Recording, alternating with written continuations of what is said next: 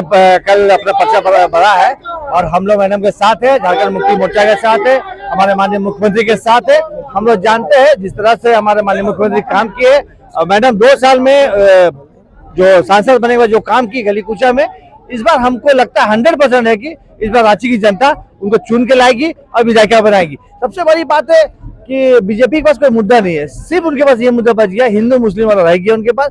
ये जिस दिन छोड़ देंगे उस दिन झारखंड तरक्की कर जाएगा और इंडिया भी तरक्की करेगा। लेकिन जो ये आज हमारे सीपी साहब जिस तरह से बोलते हैं लव जिहाद, ये बहुत दुख लगता है। ये चीज नहीं होना चाहिए। मुद्दे को आप रोजगार दीजिए, महिलाओं को सुरक्षा बनाइए, साधना धर्म को लागू कीजिए, ये सब करिए ताकि झारखंड तरक्की करे और रांची तरक्की करे। लेकिन इस तरह का जो बात करते हैं लव जिहाद, हिंदू मुस्लिम, मंदिर मस्जिद, ये छोड़ना होगा। जिस दिन ये छूट जाएगा उस दिन लोग यहाँ के तरक्की कर जाएंगे। रांची सांसद जो सीट है उसको जीत कर लाएंगे और लोगों के लिए क्या विकास करेंगे, ऐसा क्या आपको लगता है? निश्चित तौर पर इस बार रांची की जनता पूरे मन बना चुकी है, क्योंकि पूरी राजनीति जो रहा है ना, बहुत गंदी राजनीति रही है भारतीय जनता पार्टी के। पूर्व में हमारे फरीद सर ने आप सबको बताया है कि आज भारतीय जनता पार्टी के पास कोई राजनीति का कोई मुद्दा नहीं रहा है।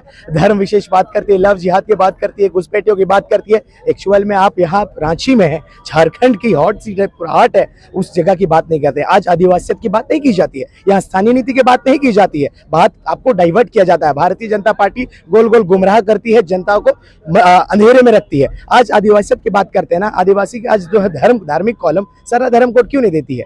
सरना धर्म कोड देने के बजाय आज पता है भारतीय जनता पार्टी आदिवासी सरना धर्मावलंबी को सनातनी कहते हैं। शर्म आनी चाहिए वैसे भारतीय जनता पार्टी के राजनीतिकर्ता को। अरे सरना धर्म कोड आज जो है ना, चौथे सर्वश्रेष्ठ ऐसे धार्मिक पॉपुलेशन वाली जो है हमारी जनजाति है, तो आज आप सरना धर्म वाली को आज तकलीफ दे रहे हैं। आज उनकी जो हक और अधिकार, रोटी कपड़ा मकान, आज बेटी की बात कर रहे हैं, उससे ज्यादा आज आदिवासियत की जो है धार्मिक कॉलम की बात है। आज धार्मिक कॉलम देने की बात आती है सरना धर्म कोड की, तो आप क्या कहते हैं कि नहीं, सरना क्या है? सनातन है। सरना और सनातन में जमीन आसमान की फर्क है, उनको समझ में आने चाहिए। इतने बुद्धिजीवी अपने आप को बताते हैं और सरना को सनातन कह देते हैं और राजनीति का मुद्दा बनाते हैं। आदिवासियत को भी समझने की जरूरत है। इस वर्ष ये बदलाव का वर्ष होगा, आप लोगों को जागने की आवश्यकता है। अगर भारतीय जनता पार्टी अगर दोबारा सत्ता में रहती है, सरकार में रहती है, तो निश्चित तौर पर आदिवासियों का कभी हित का काम नहीं होने जाने वाला है। इसीलिए हमें बीजेपी विरोधी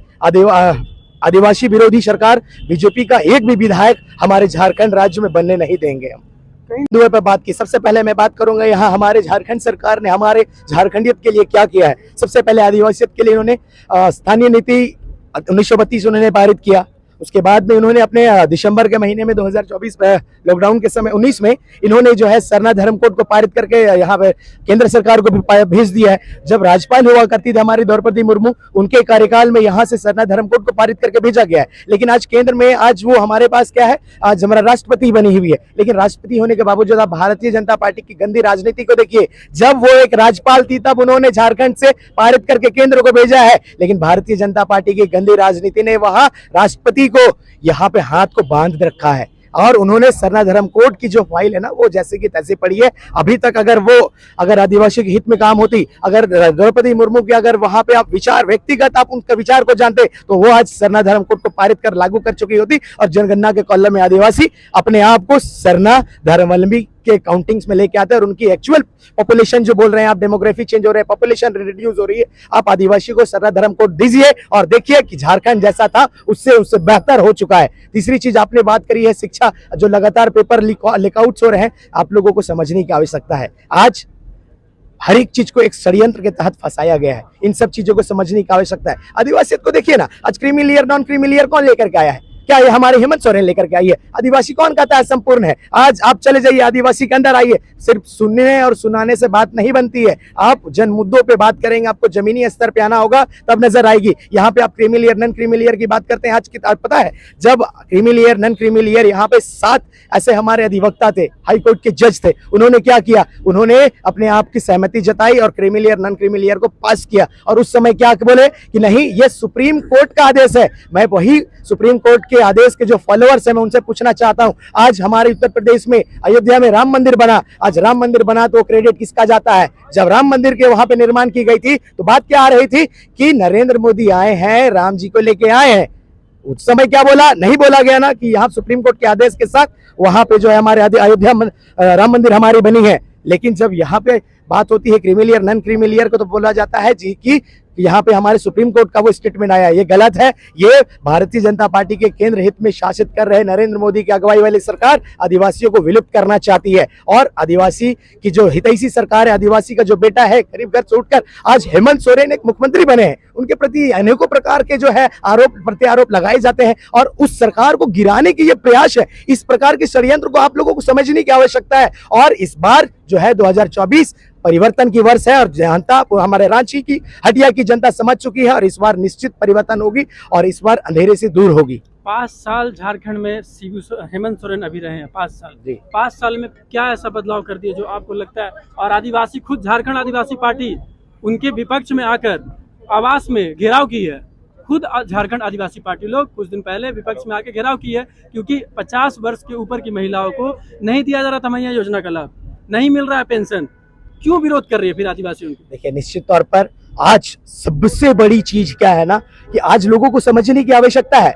जहां आप बात करेंगे मैया सम्मान योजना के तहत उन्होंने सबसे पहले किस्त में उन्होंने 1000 रुपया दिया। उससे पहले क्या किया, वृद्धा पेंशन के तहत जो है हमारे बुजुर्गों को उन्होंने एक सम्मान दिया कि 50 वर्ष से ज्यादा उम्र वाले को हम क्या देंगे, एक पेंशन के रूप में सम्मान देंगे। उसके बाद में मैया सम्मान योजना 18 वर्ष, उस समय तो 25 वर्ष के ऊपर से थी, लेकिन 18 वर्ष से भी लागू कर दिया गया। उस समय लोगों को में क्या बात आई कि हाँ, ये हमारा ही पैसा है, ये हमारा झारखंड राज्य का पैसा है। मैं पूछना चाहता हूँ, क्या हेमंत सोरेन जैसी सरकार केवल झारखंड में बनी है? क्या केवल झारखंड में ही टैक्स की कटौती की जाती है?